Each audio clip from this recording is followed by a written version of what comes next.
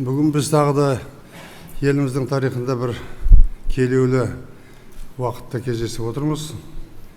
Жаңадан Түркістан облысы құрылып, Түркістан қаласы облыс орталығының мәртебесін алып, 1 миллионнан халық асқан Шымкент орталық басқарудағы қалаға айналып отырған заманда осындай бір жақсы кезеңде кездесіп отырмыз. Сондықтан осы қаланың болашағы қалай болады, не болады, қалай жасаймыз деген мәселеменен бүгін бас қосып отырмыз. Сол әңгімемізді бастайық. Біріншіден, менің тапсырмам бойынша әдейілеген комиссия жұмыс істеді. Үкімет тарапынан жергілікті жерлерде де осы жерге шақырылған көп азаматтар, үкімет мүшелері, үлкен бизнес басқармалары, ұлттық компаниялардың басшысы, бизнеспен шұғылданып жүрген азаматтар шақырылды.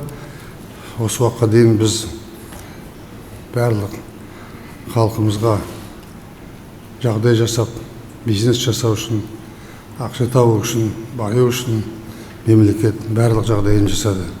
Начну с частного бизнеса.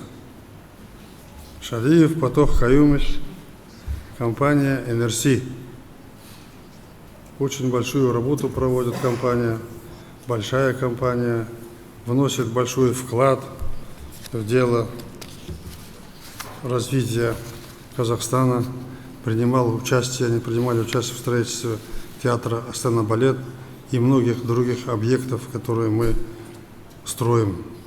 Но здесь тоже посильно надо оказать помощь. Я вот думаю, что вам больше всего подходит сейчас. Вот есть такой объект, Тюркский музей. Музей тюркского мира здесь напрашивается. Областной там будет, Тюркский музей. Посмотрите, как это можно сделать. Хорошо. Все, записываю. Спасибо.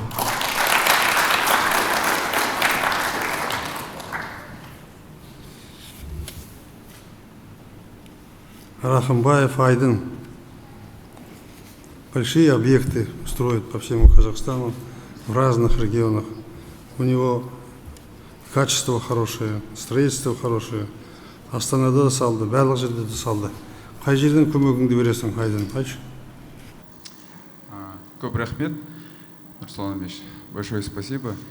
Во-первых, мы знаем, что сжатые сроки, и, конечно, если долго разрабатывать проект и строить, то долго время будет. Поэтому мы готовы проектную сметную документацию готовить на проект заранее, за свои деньги, и потом уже ускорять строительство. Какие объекты поручите? Какие? Жилищное, культурное строительство у тебя хорошо получается. Да. Вот.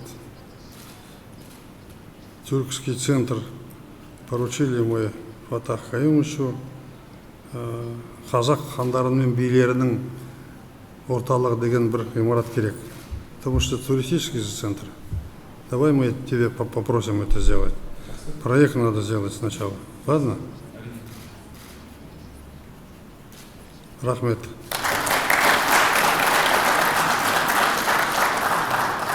Александр Якубович здесь вот очень красиво выступал, много построил в Казахстане.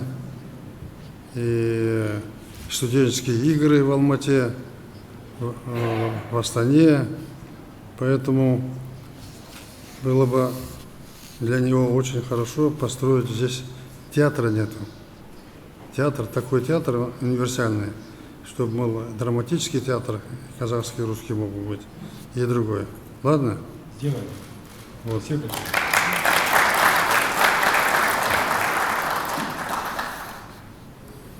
Смағұлов Нұрлан бар ма, жоқ па? Нұрлан.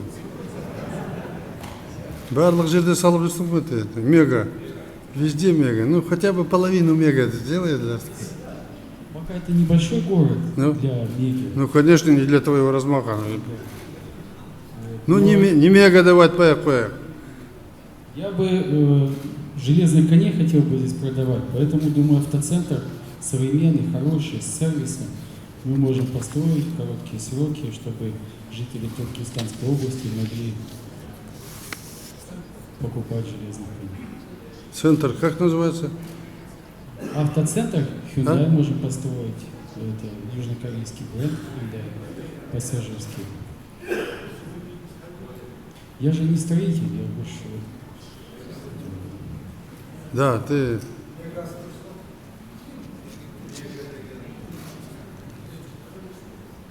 Ты не строитель, но ты финансирующий человек. Это самое важное. Поэтому вместе с Акимом поработай. Хорошо, мы рассмотрим. Да. Ваше поручение будет исполнено. Хорошо. Ладно.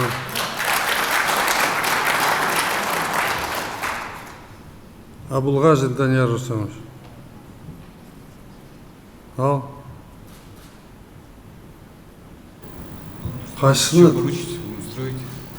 Что ж, сам У выберешь. нас специализация, мы можем автозаправочные комплексы, нефтебазы, жиженый газ. Современно это вот все построить, инфраструктуру здесь. Можем построить плавательный бассейн, если Вот. по спортивной тематике. Вот я так хотел. Вот. Как раз здесь не говорят дворец спорта с скрытым бассейном. Ладно? Есть. Передай своему.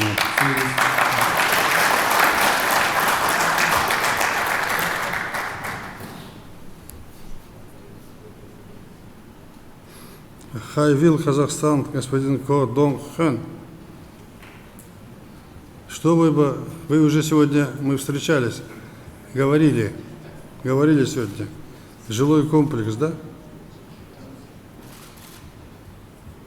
네, 여기 우선 이런 역사적인 순간에 같이 이 자리에 있게 돼서 굉장히 영광으로 생각하고요. 도움이 되는 것이라면 하겠습니다. 주거 갑시다. Во-первых, позвольте поблагодарить за то, что предоставили возможность участвовать на этом историческом событии. Мы готовы участвовать в развитии различных проектов, связанных с жилищным строительством в данном городе. Мы сейчас проект генплана утвердим, место вам укажем, и вы будете инвестировать в строительство жилищного микрорайона. 알겠습니다. 그렇게 하겠습니다. Спасибо.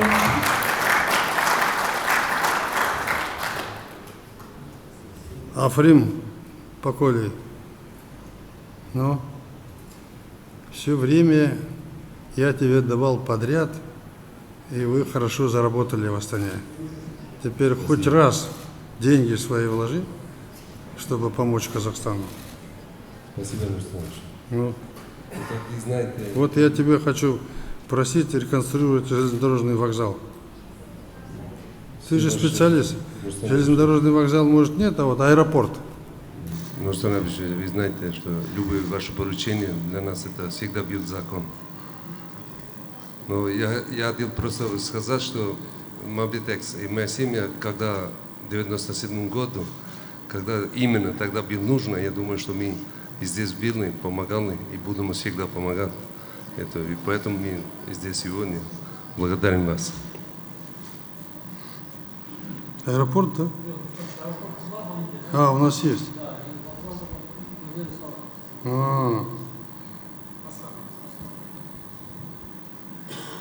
Тогда, Африм, больницу одну построй для города.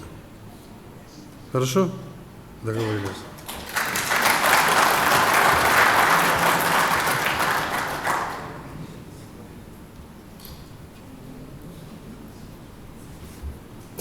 Ну и Фетах Бей, не дарсың? Я готов, здесь речь идет по развитию туризма. Да. Я готов за Акиматом все вместе создать колледж туризма. О, это то, что необходимо. Хорошо, Миша? Спасибо. Будем учить молодежь.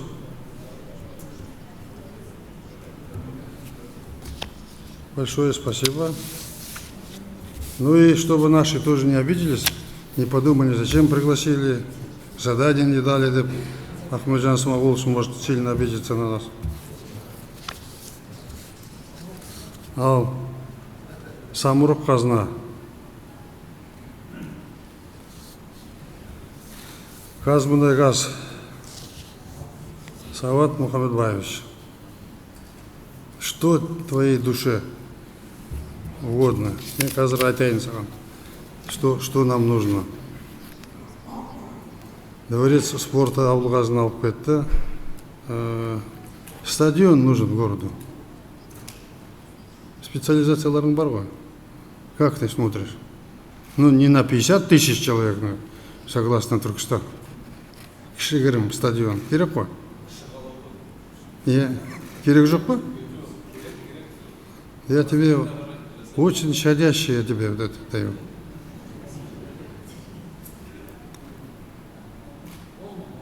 А?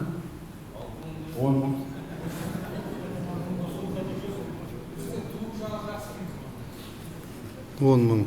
Ну, такой стадион. Ладно. Келістік.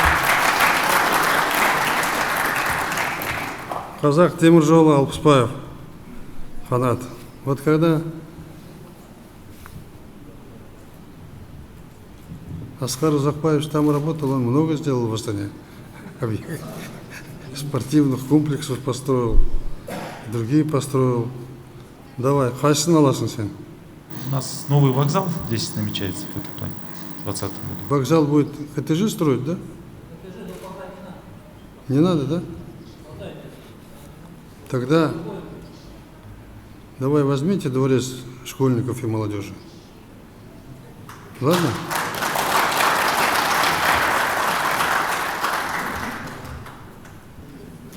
Қазатомпром. Енді сен осы жердесің ғой. Барлық рудниктарың осы жерде. Әрине. Сен облыстағы ең үлкен өндірісті басқарып отырсың әр уақытта. Сондықтан даже не знаю, что тебе поручить такое. Ақшалай бөлейік. Ага. Тогда ты с Акимом вместе поработай. Самое необходимое, что нужно, екеуің қараңдар, жарай ма? А? Сомасын айтайын. Суммасын договоритесь между собой. Нет, он это сделает, Саспа. Так.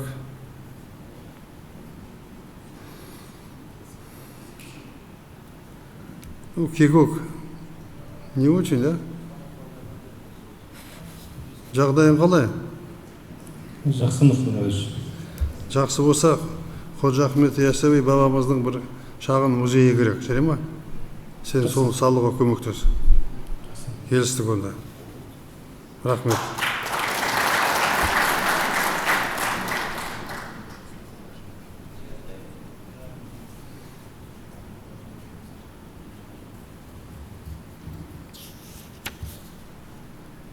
Қазір почта бірдеме жасамай ма бұл жерде? А? Біз бұл жерде арнайы главпочтам соғамыз, цифрлық офис соғамыз. Почтам саласың? Цифрлық офис. Офис саласың? Дұрыс. Одан артық сұрамаймыз.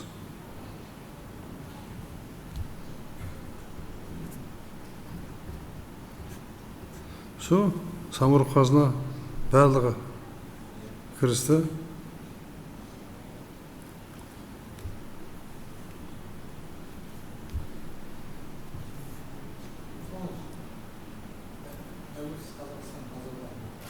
Что? Оны сен саласың, менімен бірге. Это нельзя никому поручать, если хочешь. Не хочешь, не строй. Вот жаңа айтып отыр ғой, ақша берем деп. Не үшін айтып отырмын саған? Оған мына кім Досанов Димаш қатынасады. Надо создать фонд развития города. Сол фондқа счет берсең, какая возможность есть поддержать финансами. Алпысбаев айтты, Перматов айтты, оны Досанов Қазтрансгаз айтты, Атомпром саған айтты, Сарсенов айтты, Қазтелеком. Какие возможности есть? Құрметті Нұрсұлтан Әбішұлы, мы построим на 1 миллиард тенге сеть джипона для нового микрорайона и также обеспечим услугами Smart City. Общий объем инвестиций будет 1 миллиард тенге. Записал?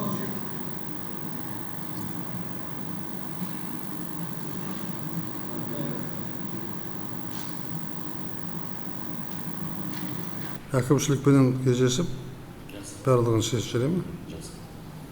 Вот и все. Ну, Арифханов Байталек, он кредитующий орган, по мере чего мы будем его загружать. Так точно. Ага. Соныменен барлықтарыңа зор рахмет. Көп мәселені шештік. Егер де осы келісілген заттарды тез уақытта орындасақ, 1-2 жылдың ішінде, содан кейін кездескенде басқа қаланың ішінде отыратын боламыз. Түркістан емес, жайнаған қала болады, жастардың қаласы. Оның ішінде жаңағы қаражаттарменен паркын жасайсың, аллеясын жасайсың, елдердің жүретін жерін жасайсың, фонтан болады, барлығы болады. Олай бұйыртса, еліміз аман, жұртымыз тыныш болсын, тәуелсіздігіміздің тірегі нық болатын болса, әлі де талай-талай қалаларды саламыз. Қала салып, елге жұмыс беріп, жағдайын көңілін жадыратқаннан басқа қандай қуаныш бар? Мен үшін де сол қуаныш. Сондықтан баршаларыңызға рахмет, іске сәт.